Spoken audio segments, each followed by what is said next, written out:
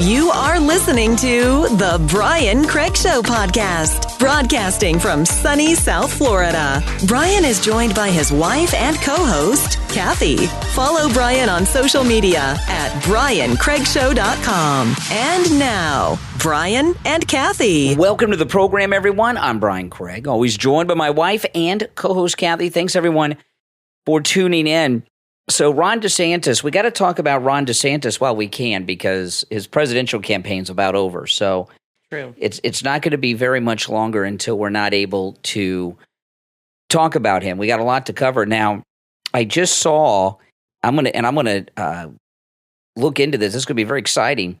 Laura Loomer is going to be debating Bill Mitchell on Tim Pool's show. August 18th. Yeah, about Ron DeSantis. And Bill Mitchell is a big DeSantis guy, and Laura Loomer is the leading expert on everything about DeSantis that DeSantis does not want you to know. And I got to tell you, Bill Mitchell is going to get his clock cleaned by Loomer. She knows her stuff, and DeSantis is a bad, bad guy. Mm-hmm. You know, when Loomer first started exposing DeSantis, I couldn't believe what had happened. And what had happened was, it's when his book first came out. He had a book signing here in Florida. Loomer showed up with a group of people. They were wearing MAGA gear, and security would not let them in the bookstore. And Loomer had gotten on social media about this, and I thought, there's no way. I even had Loomer on the show and talked to her about it, and I said, come on, Laura. I mean, I just, this is before we knew that DeSantis was fake MAGA, before we knew what DeSantis had done. And this before he abandoned Trump, and I couldn't believe it. And she was right, okay. And she has been the person who has been exposing 99.9% of the stories about Ron DeSantis that we've been hearing about in the news the last few months. You got to wonder where she's getting her information from.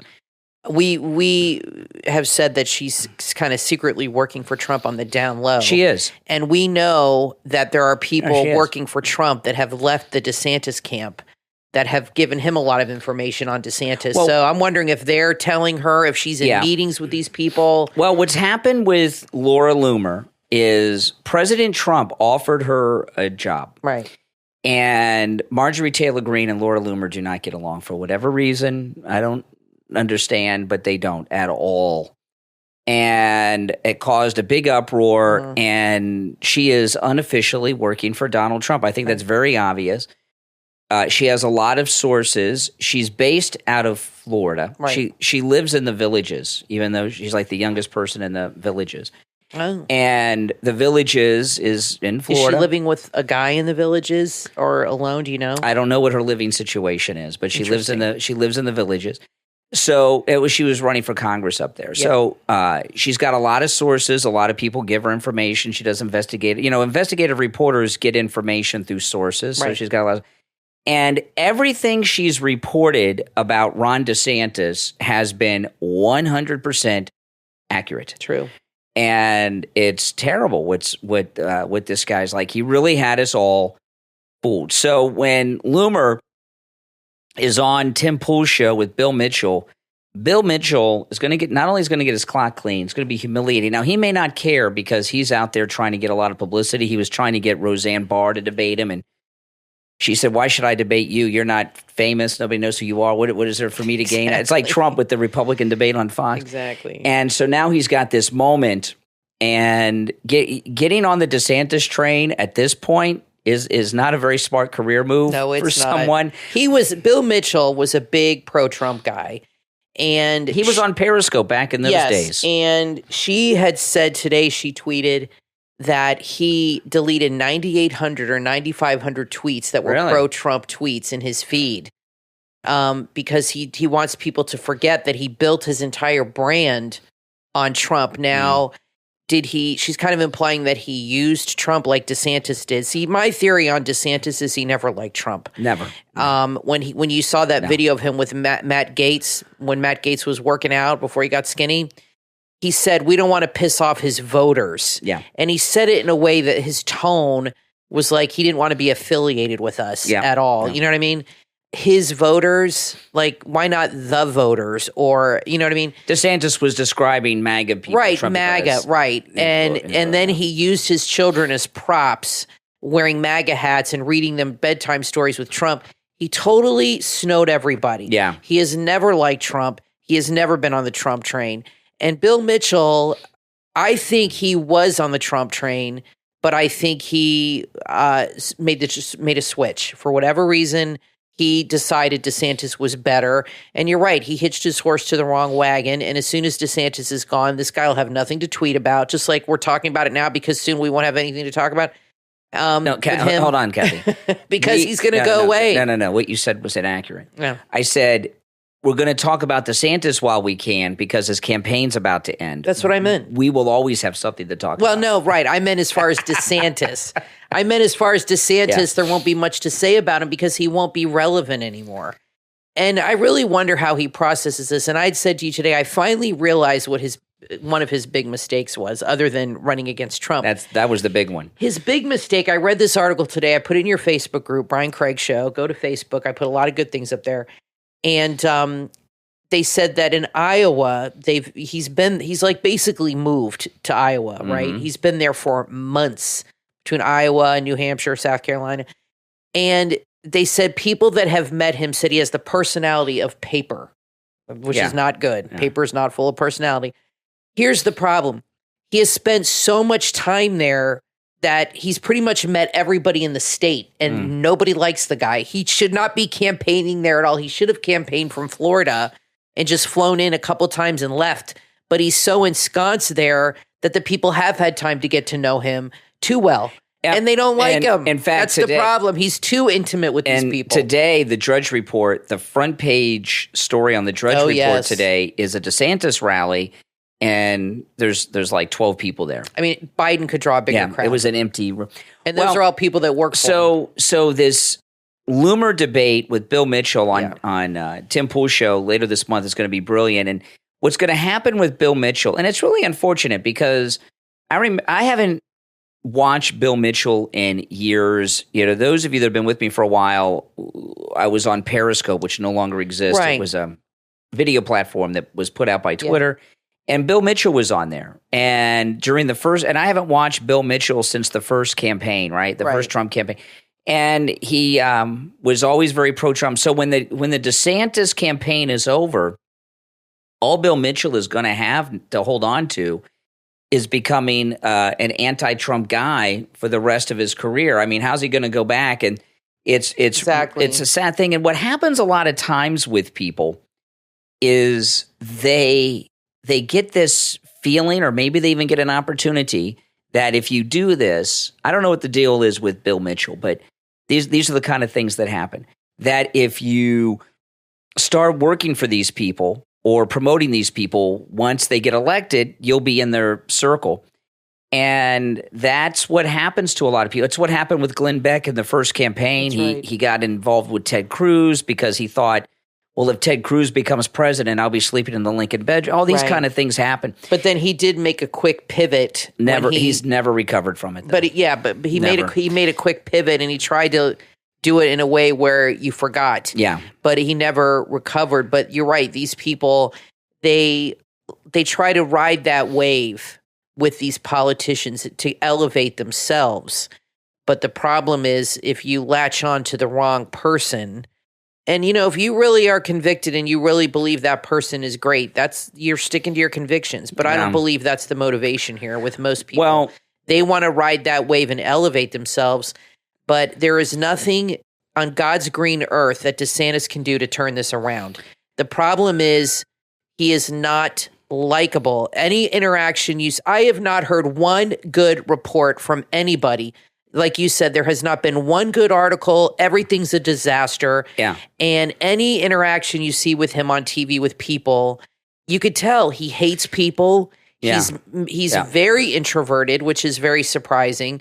He's annoyed. He's aggravated. Like I said, he's in the wrong line of work. I mean, he really is. You know, and you have to be personable. And this thing with Bill Mitchell, you watch what happens, okay? Loomer after she destroys Bill Mitchell, he's going to become even more hardcore anti-Trump, and he's going to go on. Oh yeah, because he's going to have to, deal with it somehow, and he's going to become very, very self-destructive. And don't believe this thing that there's no such thing as bad publicity. That is not true. I think that's the old way of thinking. It's a very old way of thinking. Yeah, it's not that way now. I don't know anything about Bill Mitchell now. Okay, nothing. Yeah. I don't know what he's doing. I don't know what platform he's on. I don't even know how to watch his content anymore because, like I said, I haven't seen him since way back in the Periscope days. Right. But whatever he's doing now is going to go down the tubes going this way. I'm sorry. If you're not with Trump, you're fake Republican. There's no two ways about it. Now, let me get to this story. I want to ask you, but I'll wait. Let me get to this story. This is DeSantis attacking Trump here. Ron DeSantis slammed Donald Trump's insults of him as phony and said the former president's insults help him on the campaign trail. Well, where's that? Where's that help? The polls, he's down in the— He is deluded. Down the tubes in the polls. These insults are so phony, DeSantis said at WMUR's Conversation with the Candidate event on Friday. These insults are juvenile. This is not the way a great nation should be conducting himself. That is not the way the president of the United States should be conducting himself. This is DeSantis talking about Trump. Trump has made his whole campaign like this since the first campaign. Well, then why did he align with Trump in the first? Trump hasn't changed. Trump's always been this way. So what's changed? He said he's always been like this. He said he would not attack an opponent's looks because he doesn't want to teach his children to behave that way. We have a 6, 5, and 3-year-old. DeSantis said we teach our kids to treat people the way you would want to be treated. The governor said Republicans will lose if they throw around juvenile insults. As Republicans, that will cause us to lose if we behave that way. There are millions of voters out there who do not like what Biden is doing to this country, DeSantis added. They don't like the direction the country is going in, but they aren't going to sign up for a candidate who's behaving like that. Well, it's what you say, Kathy. Trump hasn't changed at all. This is how he's always been. Exactly. It's DeSantis who has changed. Yeah, I mean, I saw that article, and I like to read the comments in these articles. Oh, really? So I read the comments. I never do that. I always do. I like to see what people think, and most people made the comment of what I said. They're like, you didn't have a problem with him when you needed him to get elected. Everybody calls him Meatball, Ron. I don't know where that came from, but that's a big nickname for him. Like, I guess he's like a meatball head. I don't think he's stupid. I just think he's very out of touch with what's going on, and he's deluding himself. And I think he only hears what he wants to hear, and he's not dealing in reality at this point. He never really was, if he ever thought he could beat Trump. But I think he's listening to the wrong people and these old-time GOP rhinos that are leading him around on a leash. And they've convinced him that Trump is going to be arrested, imprisoned, and that'll clear the path for you. That is not happening. And even Trump said if he got convicted, he's still going to run for president. This guy, nothing's going to stop this guy. So here's another article on DeSantis. On the campaign trail, DeSantis has been repeatedly snubbed for what critics describe as his lack of personality. When mingling with supporters, Governor DeSantis might meander about how late the hour is, tell a child there's too much sugar in an icy, and in general appear as if he's internally suffering at the thought of having more human interaction. I describe him of having the personality of a piece of paper, says a former congressional staffer. That's crazy. And these candidates, not just candidates, the successful candidates, we should say, all are charming. As crazy as this sounds, Barack Obama and Bill Clinton are charming. Okay? You've got to be charming to be a national candidate. See, DeSantis has just gotten by on Trump's coattails.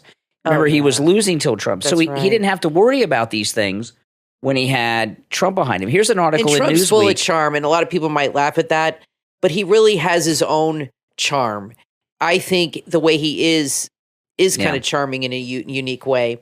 And I've seen many interviews and read many articles of people that know him personally, and they said he's extremely friendly and extremely charming, of course, and affable and very generous to a fault. And we know he's very trusting to a fault. And I think he's learned from some of the things that it's funny. Real quick, I'll say my mom saw that movie Oppenheimer last night. She said it was okay.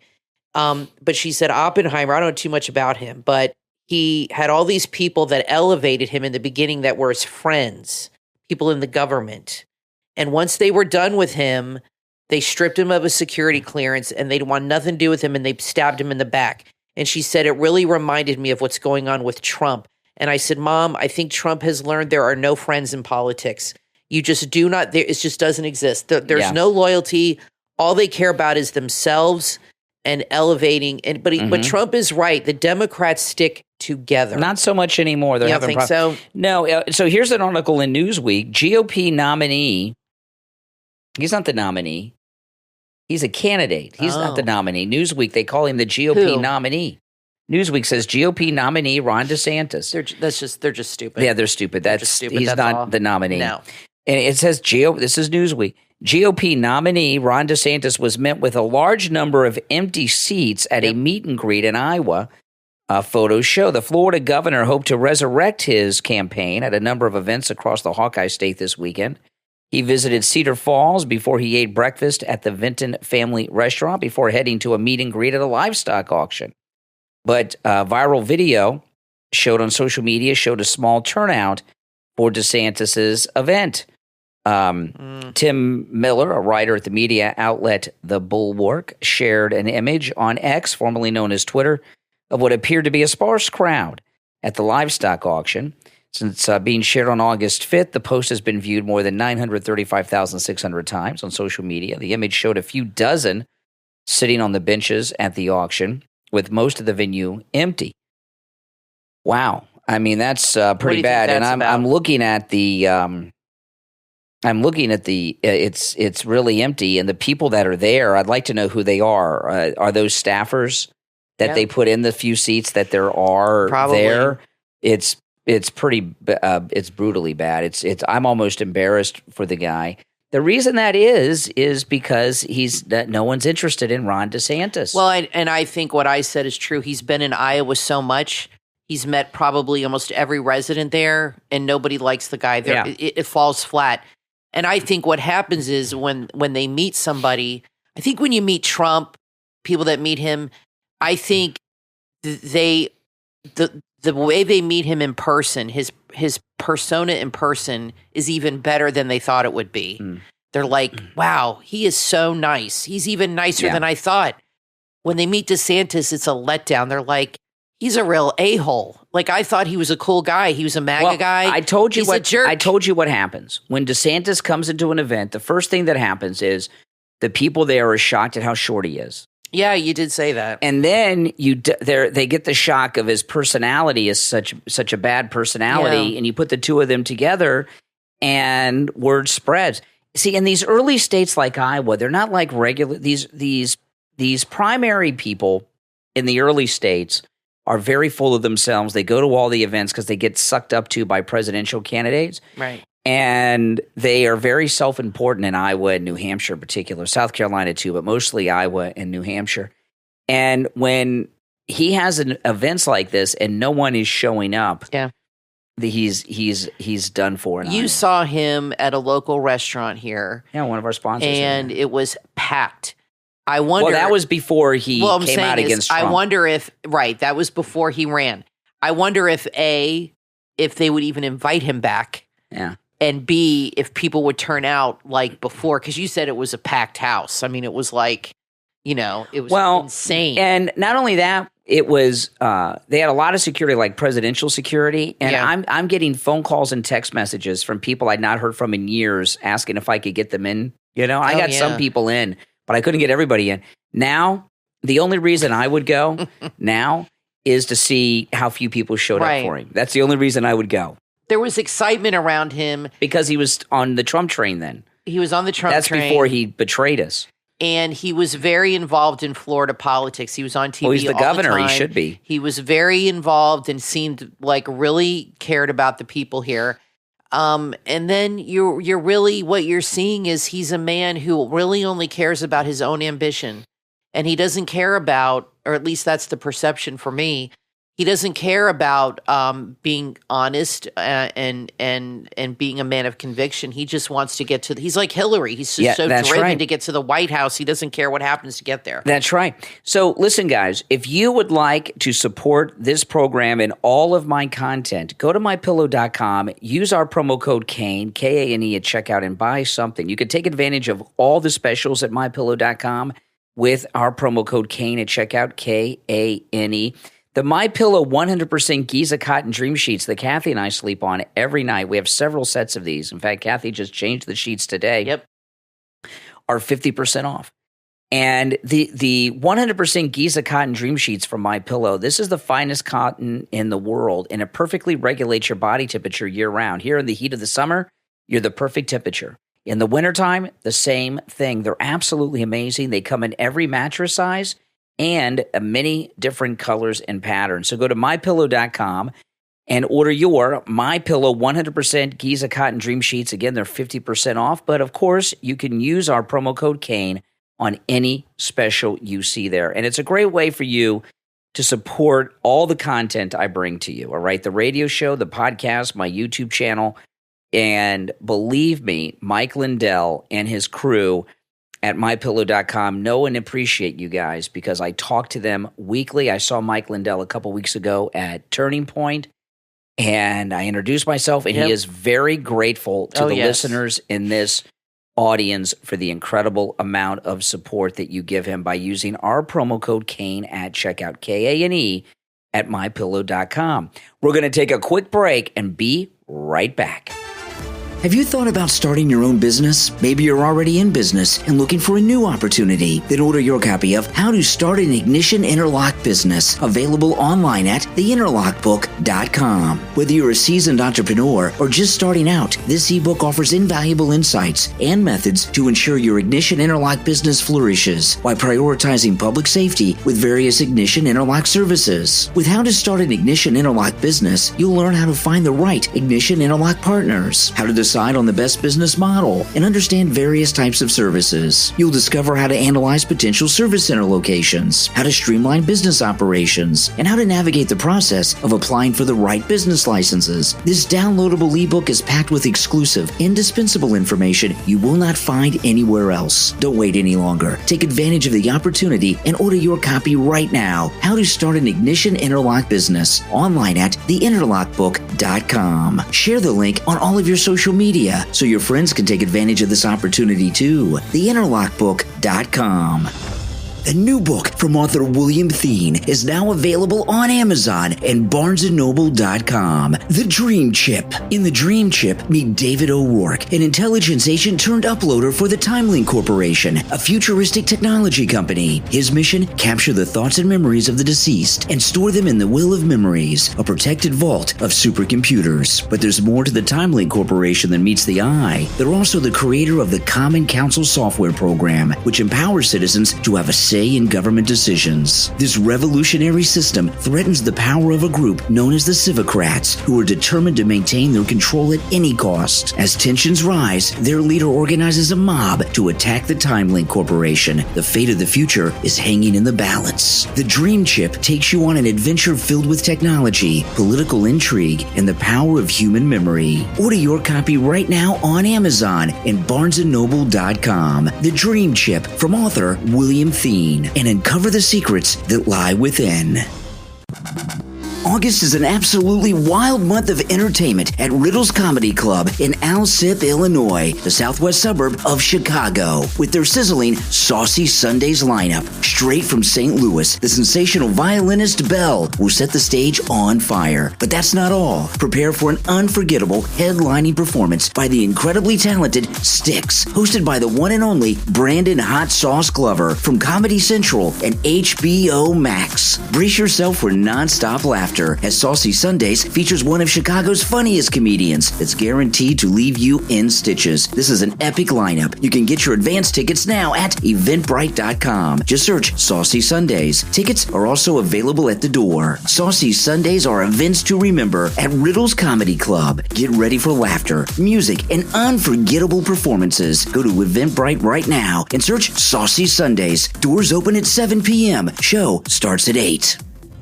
in the new book from author John Meldum, Pangea, available on Amazon. Meet Richard. He's an American who recently embarked on a new life in London. His biggest worry? Surviving and paying his bills on a meager salary. Little did he know, his world was about to change forever. An invasion of unknown alien forces shakes the Earth. It was just the beginning. Drawn into a whirlpool of galactic politics, he finds himself in a web of intrigue where secrets are hidden and betrayal is just a step away. Will he rise to the challenges that lie ahead, or will his name be forgotten in the annals of history alongside countless others? Find out when you read Pangea, a science fiction detective novel from author John Meldum, available on Amazon. Order your copy right now and transport yourself to a future where humanity's wildest dreams have come true and choices must be made. Pangea from author John Meldum on Amazon.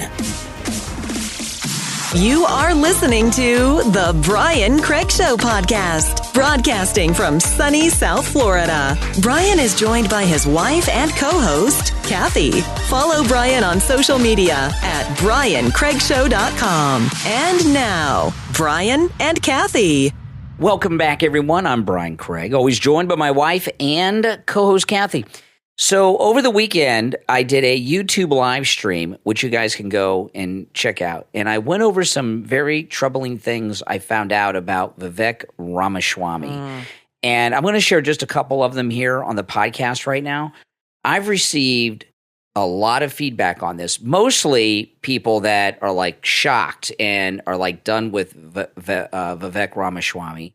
And now I'm also hearing from a lot of people who are defending him. Some of them are saying, I don't like him because he's Hindu.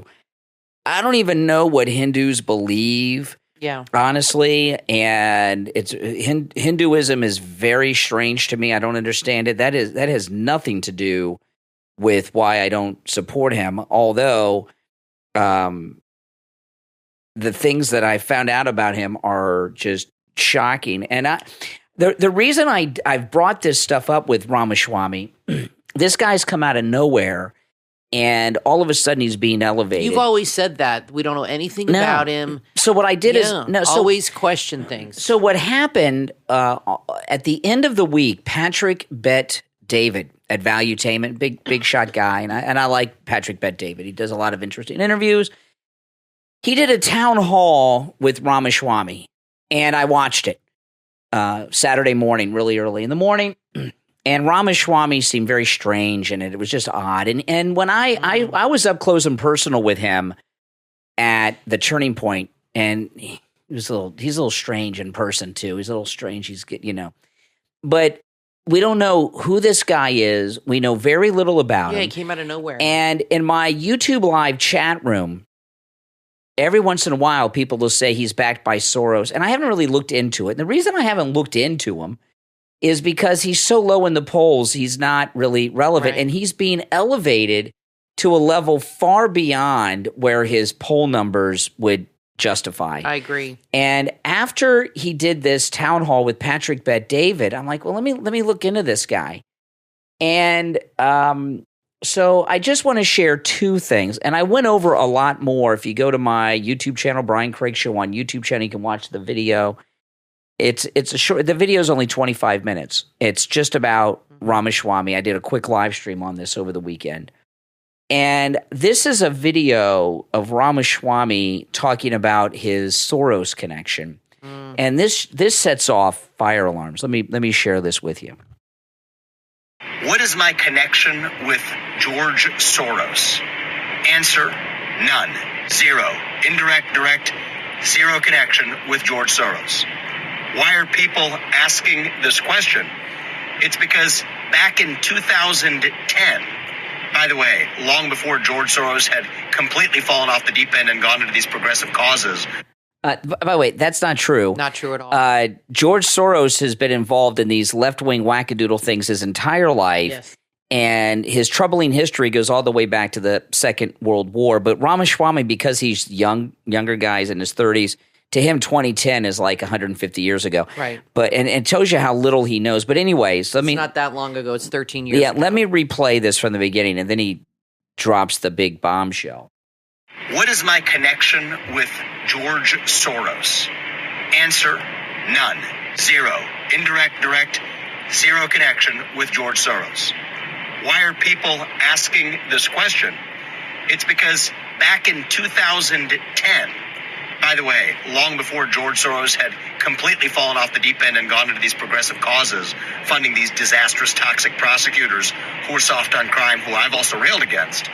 Long before then, in 2010, I won a scholarship when I was 24, 25 years old, headed to law school, that was partly funded by, not George Soros, but Paul Soros, who's a relative, a brother of George Soros, who made his money independently, who, by the way, is now dead. Okay. So it's not George Soros, it's his brother who made his money. Okay.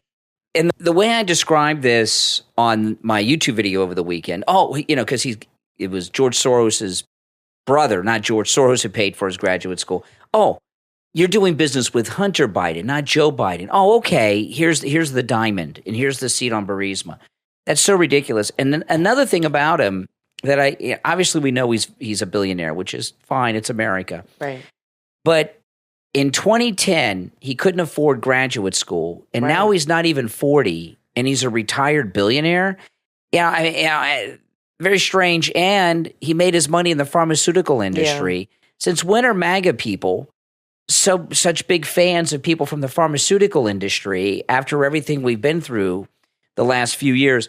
So if you watch my video on my YouTube channel, it's Brian Craig Show on YouTube, and you guys should all subscribe to my channel. I got a lot of great content. I get into a lot more detail there, but this guy's bad news. And I know he says all the right things. Abby Jo Johnson, I think it was, we saw online, she says that Ramaswamy reminds her of Obama. Says all the right things, charming to his, you got to stay away from this guy. Well, as Christians, we're taught to beware of wolves in sheep's clothing. And that's a theme in the Bible and parts of the Bible. And I feel a lot of people, when it comes to politics, not a lot, but some people get sucked in. Oh, yes. Which is easy to do, when somebody says all the right things and tells you what you want to hear. But sometimes things are too good to be true. What I'd like to know is, what did he have to do to get that scholarship? What were the qualifications? Because I can't imagine George Soros' brother giving a scholarship to somebody who's so conservative. He probably had to write a paper or something. I would love to know how you got that scholarship to go to a full-on law school scholarship. I'm interested in that. It's hard to believe, Kathy, that they don't do any vetting, the Soros people. That they, you know what I mean? Exactly. And they're not going to give money to just anybody. You have to. I would think you'd have to be a radical left-wing thinker to get a scholarship from them, because they're in the business of activism and recruiting people that think like them and grooming grooming leaders that think like them. You think they're going to give money? And law school's not cheap, $100,000 or $50,000 to some guy that doesn't think the way they do? I don't think so. No, and for example, like our daughter, if she were up for a Soros scholarship, she probably wouldn't get it, because when they do the vetting, they'd find out about us, and that'd be it. They wouldn't. Well, and she's conservative too. Yeah, but even so, yeah. As far as I'm concerned, he's a Soros fellow. And when you see my video, I go into some more detail about how he wiped out his Wikipedia and everything. Take this off. If you're connected to the name Soros in any way, shape, or form, that's it. You're no longer allowed. Yeah. See, what Ramaswamy's trying to do is have a seat at the table of decision making. He's got Trump sucked in too. Even Trump likes him and says good things about him for now. Let's see. But, hopefully Trump will hear this or see what's happening. He's pretty in tune with what's going on, and hopefully he'll be like, let's dig a little bit. Trump needs to work on his vetting process a little bit. I don't mind. He's a very trusting guy. I don't mind Ramaswamy being a pundit and saying all the right things on TV. Exactly. But he cannot be allowed in Trump's inner circle. No, I agree with you on that. I consider him to be dangerous for us. And I bet he's already been there. We've had nothing but fake MAGA like Ron DeSantis and Jeff Sessions and Jenna Ellis and all these others that have betrayed Trump. Yep. And everything about this guy and the Soros connection is enough. I mean, he cannot be allowed a seat at the table. He's bad news. It has nothing to do with him being Hindu. That's the least of his problems, okay? I don't know anything about Hinduism. and I'm not interested in knowing anything about Hinduism, actually. But people that are promoting this guy, and I still stick with this, I think he's being promoted by a lot of conservative millennial influencers. You know, a lot of these people like that I see promote. I know Megyn Kelly and a lot of people have him on so that they can be trending and have him on there. So he's been trending through social media. So a lot of people have been giving interviews with him so that they can get on that trend. Right. A lot of millennials that are on different platforms are all excited about him because they're millennials and he's a millennial, and they think it's just so cool to have a millennial running for president as a Republican. This guy is bad news, and I think that Obama comparison is an accurate one. You know, this guy, he's a sleeper. If you sit back and you don't say, hey, no, come on, right? The Soros connection on its own is enough. And somebody who was broke in 2010 and is retired now before the age of 40 as a multi-billionaire, and it's from the pharmaceutical industry, that's some, we know how Trump made his money. This guy's a very sketch. I'm sorry. Make no mistake about it. The reason he's on the news so much is because he's paying to be on the news.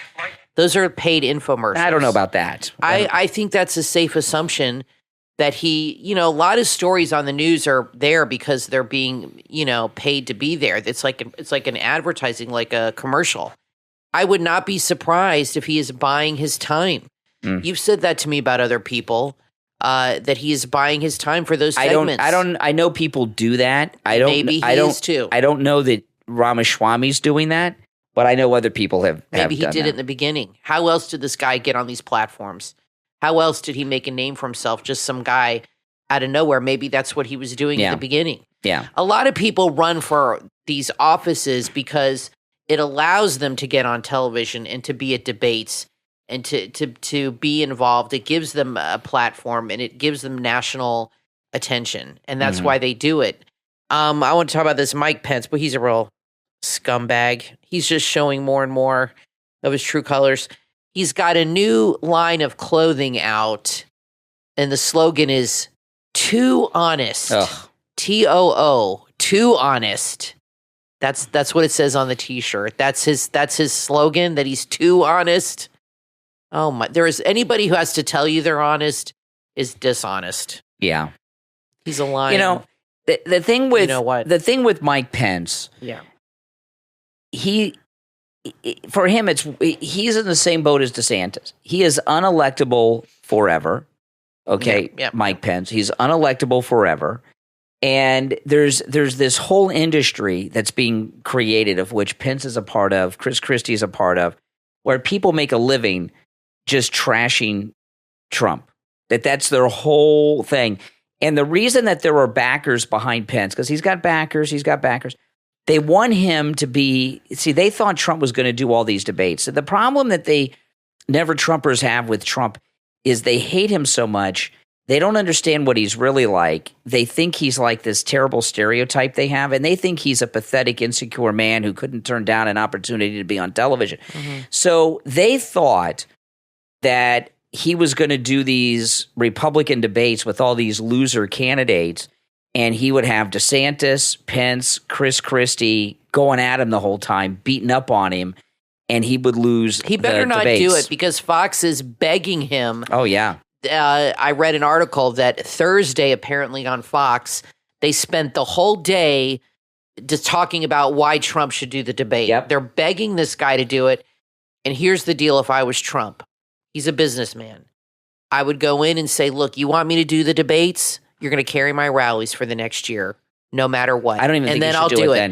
Then it's a quid pro quo. But what does he get out of doing the debate? No, he should not. All they're doing is trying to undermine him all the time, and they just want him there for ratings. I agree. I don't think he should do the debate. This is going to be the first presidential campaign in the modern times without debates, probably. And see, all these candidates running against him in the primary debates are losers. They're mostly in the single digits. Yeah. And there's no gain in him to do it. Most of these candidates are like DeSantis right now. They're being propped up just because they think they're going to have a great debate performance. Fox News has been going full steam ahead, kissing up to Trump to try to trick him into doing it. They can't handle it. But I really hope he doesn't cave and do it. I really hope. Him not going there invalidates Fox. And he knows that the audience has turned on Fox News. His audience, his people have turned on Fox. Oh, yeah. And he does town halls and things like that, but they're begging him at this point to come on because without him, it's not valid. It's not a valid debate. It's not even worth paying attention to because he's the main guy. I mean, you can't have a debate without the main guy. Then what the hell is the point? Exactly. He's the front runner. And I think you're right. I think Biden's not going to debate anybody. He couldn't debate a ham sandwich. But I think that the era of debates for now, Trump has changed the landscape of politicians. And I don't think he should do it. I'm just saying if he did do it, I hope he gets something good out of it. I really do. If he does decide to do it, he needs something in return. And I think a good trade-off would be, fine, then you carry all my rallies no matter what. And they would never do that. They would never do that. But he has to get something out of it that's equally there's valuable to him. There's nothing he can get out of it that's if this was the old Fox that had all the ratings, maybe, but their brand is damaged. No one that supports Trump likes Fox anymore. Yeah, okay. They don't have the viewers to give the power that they once had. And there's so many other ways to watch the rallies. I don't think that's a good deal. Now, listen, we're going to take our last break. Don't go anywhere. When we get back, there's a lot more to cover. I'm Brian, always joined by my wife and co-host Kathy. We'll be right back. Robert Allen Miltenberg invites you to time travel with him to the Roman future. His new novella, available at Amazon.com and Barnes & Noble. It's the golden age of Rome, a time of peace and prosperity. And Scadius Commodius Lavatorius is its greatest scientist. But for all he's achieved, one question haunts him. Will Rome survive the test of time? There's only one way to find out. Come along on this cosmic romp of an adventure. See if you can read the signs any better than a brilliant scientist can. Prediction, science fiction, allegory, national glory. This is a satire at its most gladiatorial. Center stage in the Circus Maximus of your mind. A story of time machines and timeless politics, strange Roman cuisine and gambling parlor tricks, spinning gold and crossing the river Styx. That's the Roman future. Available on Kindle and paperback. Go to Amazon or Barnes & Noble now and visit The Roman Future by Robert Allen Miltenberg today. The new young adult fantasy book, The Phantom Crusaders, Creation, from author Habi Abade, is available on Amazon. This must-read book is an extraordinary journey through a day that starts casually, but quickly takes a wild turn. From arguing with his brother to facing a taxi driver and being chased by a giant gremlin. This is a day that's about to change forever. With its fast-paced narrative, The Phantom Crusaders, Creation will keep you on the edge of your seat. Get ready for an adventure beyond your wildest imagination. And order your copy of The Phantom Crusaders, Creation, from author Habi Abade on Amazon, and embark on a thrilling adventure and witness the birth of heroes in a world filled with mystery and wonder. Don't miss out on the action and excitement. Order your copy right now.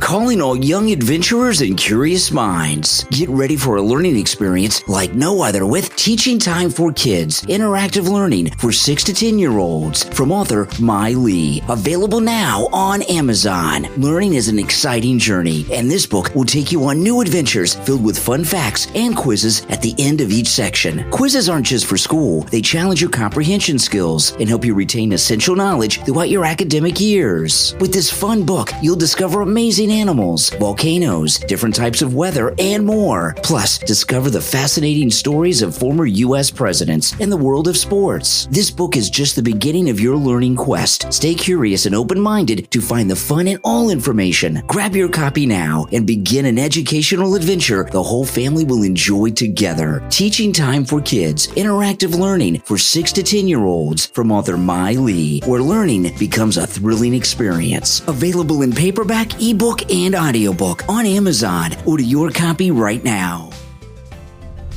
Are you ready for an inspiring tale of resilience and rebuilding? From author Ken Skelton comes the children's book After the Storm. Hurricane Ian, Jenny the Jeep, and Smiley Help Rebuild Sanibel is now available on Amazon. It's the year 2022. Smiley, a retired handyman, had no idea that a hurricane named Ian would bring him back into action as Florida, including beautiful Sanibel Island, suffered from the devastating aftermath. One woman named Jenny, owner of a construction and remodeling business, stepped up to the challenge. The government mobilized forces like the Coast Guard, the National Guard, and local police and sheriff departments for search, rescue, and rebuilding efforts. But Jenny didn't stop there. Leading her own team, she rallied skilled workers, including electricians, plumbers, tile installers, carpenters, painters, and many more. Together, they became the silent heroes of the storm, working tirelessly to repair Jenny's business and the homes of her clients. From darkness and destruction emerged a glimmer of hope, a journey that will keep you on the edge of your seat. This book is perfect for parents, grandparents, and teachers for classroom reading. After the Storm, Hurricane Ian, Jenny the Jeep, and Smiley Help Rebuild Sanibel from author Ken Skelton is available on Amazon. Order your copy right now. You are listening to The Brian Craig Show podcast, broadcasting from sunny South Florida. Brian is joined by his wife and co-host, Kathy. Follow Brian on social media at briancraigshow.com. And now, Brian and Kathy. Welcome back, everyone. I'm Brian, always joined by my wife and co-host, Kathy. Thanks for tuning in, everyone. And remember, the Brian Craig Show podcast is on all podcast platforms. So Trump's talking about the judge in D.C. I want to get to this. This is really good stuff. Donald Trump claimed Sunday there is no way he'll get a fair trial over the indictment he faces, calling for a new venue and a new judge to oversee the case. Trump said his lawyers will be asking for the recusal of the D.C. federal court judge who is overseeing the latest indictment. He says there's no way I can get a fair trial with the judge assigned to this ridiculous freedom of speech case. Everybody knows this, and so does she. We will be immediately asking for recusal of the judge on very powerful grounds, and likewise for a venue change out of D.C., he added. This judge, it's not just that she was appointed by Obama. She worked at the same law firm as Hunter Biden at the same time before she was a federal judge. Yeah.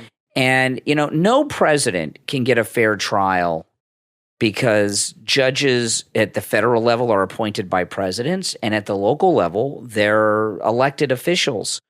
And there's too much politics with judges. Yeah. When a president is someone that has the only peers of his hate him, are the other presidents. Right? All the other presidents, they all hate him. They don't even invite him to their presidential things. They do presidential things without him. He's not invited to anything. And a president cannot get a fair trial at all. First off, half the people, no matter who the president is, half the people in a potential jury pool hate the guy, no matter who they are, right? Because the country's pretty divided 50-50-ish when it comes to politics. And in D.C., you're over 80%, over 90% Democrat. It's impossible. 92% voted for Biden. Mm-hmm. And they're talking about moving it to some other part of the country. Presidents should not be put on trial, period. There's no way for a president to get a fair trial. And I'm not really crazy. Trump knows what he's doing. Okay, but I'm not crazy about this asking for a recusal and a change of venue because that gives legitimacy to the case. I mean, Mark Levin, who I know has Trump's ears, said that his team should go to the Supreme Court and ask for the Supreme Court to stop all this nonsense. Can they do that? I don't know. Mark Levin seems to think they can. So Mark Levin is he's a lawyer and he's a top legal mind. So, Mark Levin knows what he's talking about. So, it's really a sad thing what they're doing here. And it's amazing to me how Democrats are just so okay with this. It just seems like it should be done, that he's so dangerous. And most Democrats, I'm not talking about the elected officials who go around thinking Trump's dangerous and all of this. Ask your Democrat friends to share with you what is dangerous about him. I hear when you talk to people on the radio and you ask them, when you get specific, that's when things fall apart for them. When you say, well, what is it that's so bad about Trump? They'll always say something like, I don't like the way he talks. What about a policy? And they can never tell you because he has good policies. How is America First a bad policy? How is bringing manufacturing here a bad policy? We were watching a documentary on the Appalachians. There's an article in the Daily Mail about this guy, Pete Santori. He's got a YouTube channel who does these great documentaries. And he was in this town in the Appalachians, and he said that they've destroyed the coal mining industry so much that the town's barely hanging on.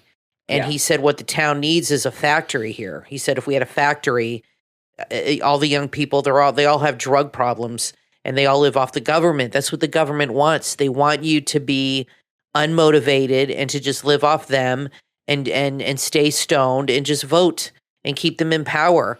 They don't want you to be productive citizens. But there is no more manufacturing here. It's all done other places now. And Trump wants to bring back manufacturing. He would look at a city like that or a town like that and say, you know what, let's have such and such a company, Mike Lindell, put a factory here, or somebody put a factory here, and let's put all these people to work. That's the way things used to be in this country. You have a small town with poor people. You put a factory there, the whole town, it changes the entire economy of that town. Yeah. People go to work, they get health insurance, they get taken care of, and it becomes not only do the people work in that factory, but their kids work in the factory, their grandkids. It's a family thing. And that doesn't happen anymore. But Trump was trying to bring that back, secure the border. I mean, what policies does he have? And when you're right, when you ask people those kinds of things, they can't tell you anything. All they talk about is his personality or that he's not nice. And, Joe Biden, he's not nice either. Joe Biden's a jerk. And I think Trump is nice. Or they bring up January 6th, and I'll say, well, but you didn't like him before that. So before January 6th, why didn't you like him? Exactly. And that's when it falls apart. They don't even know why they don't like him. That's the point. And because his policies are good. And I'll tell you, as crazy as this sounds, how many of you are happy that the ladies' U.S. soccer team lost the I'm very women's happy. World. Megan Rapone was all crying. Megan Rapone and these girls who wouldn't honor our national anthem. It's so strange that we're happy when America loses in these sporting events. Sad? Isn't that sad? But my guess would be the reason that these girls dishonor the Star Spangled Banner is because Megan Rapone, who's the team captain, she's made this whole living out of not winning soccer because she sucks. Remember, the women's soccer team led by her lost to middle school boys. I'm not kidding. Look it up online. Yep. She kind of got in. She's not a good player. She got in on Kaepernick's coattails of being the female version of hating America. Yeah, she's made it all about her. And she's gotten a lot of big endorsements like Subway and other ones out of that. So I think the girls on the team think that if they hate on America, not that they don't hate America, but if they hate on America openly, they'll get like endorsements. Well, I see her as a grifter. Yep. And she's very good at what she does. She's not soccer. She's not good at No. She's grifting. A grifter. Yeah. She's got, hair. She stands out. She's very outspoken. She's older. So the other girls on the team look up to her and admire her for some stupid reason. And she's been very successful in roping a lot of her teammates into her thinking. And really, she's the only one benefiting off of this. They're not getting endorsement deals like she is now. I think those deals are going to dry up because a video came out. She didn't make some winning goal, and then she missed it, and then she laughed about it, and then started crying. And she's a weird lady, whatever. But she has roped her teammates into her line of thinking. But she's the only one reaping the monetary rewards. I mean, when are they going to wise up and be like, we're making her rich off this anti-American sentiment? Well, I don't think she'll be on the team much longer. And I really hate to not root for the American team. I really do, because I'm very patriotic.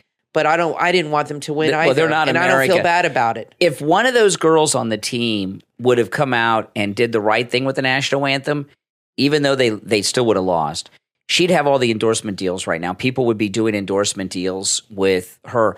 Speaking of which, that's the thing now. Roseanne Barr has got a new endorsement deal, and she's going to go with his big sponsor, doing a show on Twitter like Tucker.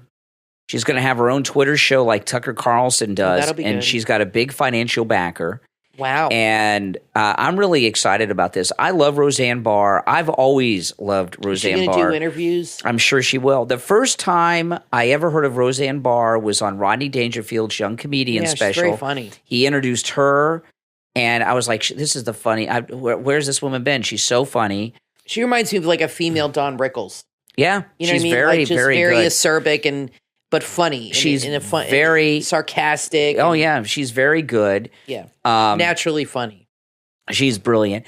She was on the Young Comedian special with Kinnison. It was the two of them. It was the first time I'd seen both of them, either of them. And they were on the same night. And she was so funny. She's so good. And when they brought her show back, I've never been in the sitcoms.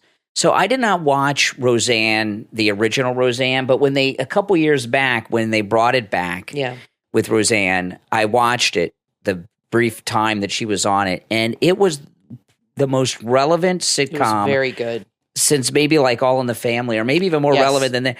And they were MAGA. They had a MAGA hat on a hat rack in the corner in the kitchen, and she was like driving for Uber to make money. Yep. And they it was very relevant to everything that was going on. Like she wasn't taking her full prescriptions because they didn't have health insurance, and she could. It was so good and funny. And then she made that tweet about Valerie Jarrett, and then they took her off, and she owned that show. They killed off her character. Yeah, they did. She owned that show. She could have killed that show. She let it go on with the other actors. I didn't watch it once. And John Goodman, I've always liked John Goodman. I won't watch John Goodman anymore. No. He didn't stand up for Roseanne. No. She made his career. Before he was doing Pepsi commercials before that. Yeah, and he was or Hungry Man or something. Hungry Man soup commercials. That's right. You eat it with a spoon or a fork. That's right. Remember those commercials?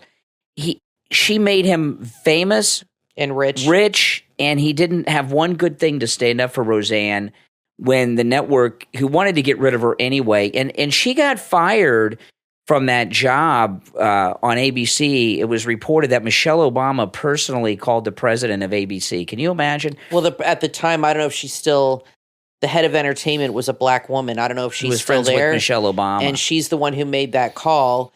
And I had said at the time that Sarah Michelle Gellar, or not Sarah Michelle Gellar, Gilbert, not Melissa Gilbert's sister. What's her name? Sarah Gilbert. Sarah Gilbert, who's on the show, played her daughter. I remember at the time I said, I bet you she's got something to do with this. Oh, yeah. And then, and I said that, and I felt that. And then Roseanne Barr did an interview last month, and she said the same thing. She said she was behind the whole thing. She wanted to be a Sarah star. Gilbert? That's right. And that's what I had said when it first happened. I said, I promise you she pushed this to happen because she wants to be the star of the show. And that's exactly what Roseanne Barr said. She said she pushed it. That's terrible. She wanted me out. And she said, I made all of them rich and famous because of me. And they stabbed. And that is, they should have all banded together. And they should have said, you know what? We don't agree with her politically. We might not like what she tweeted, but we're going to stay loyal to her. And we're not going to come back till you bring her back.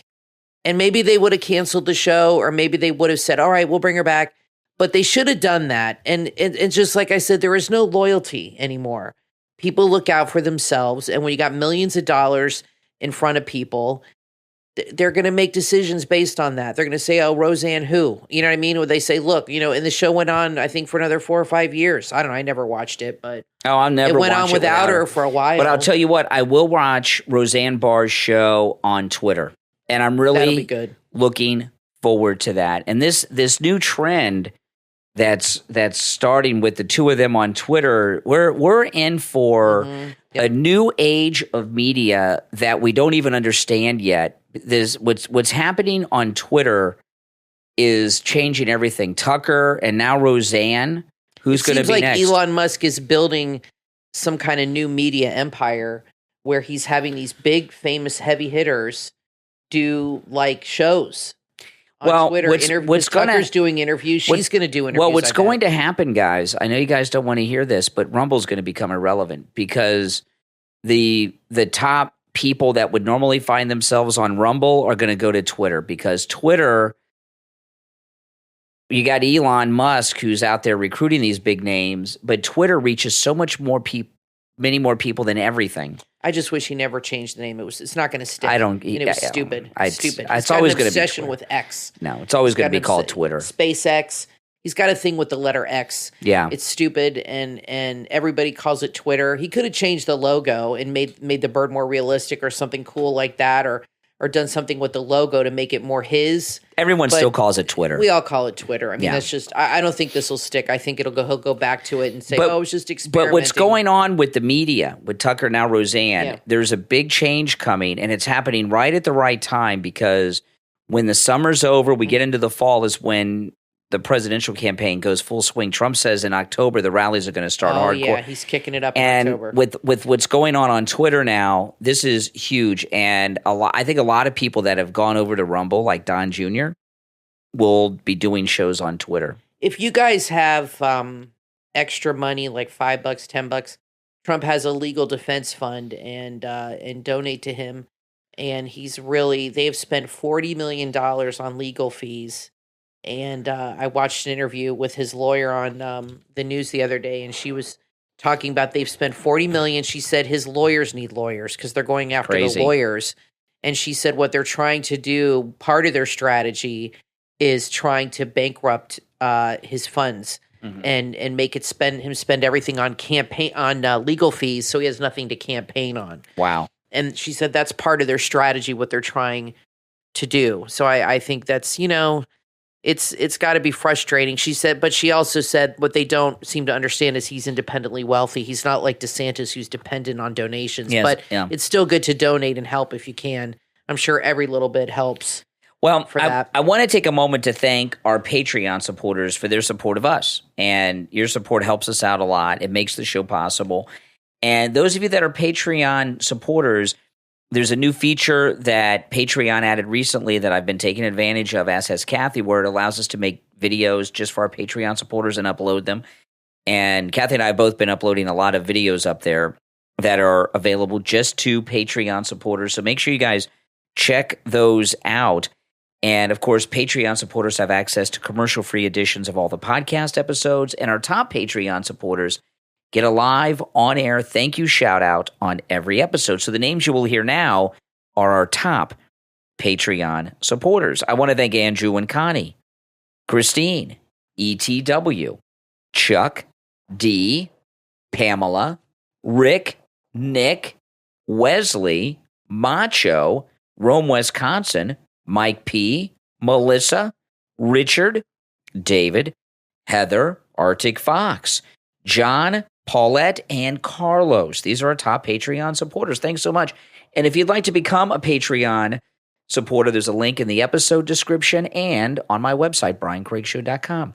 All right, guys, thanks for tuning in. I'm Brian Craig, always joined by my wife and co-host Kathy. We'll talk to you next time.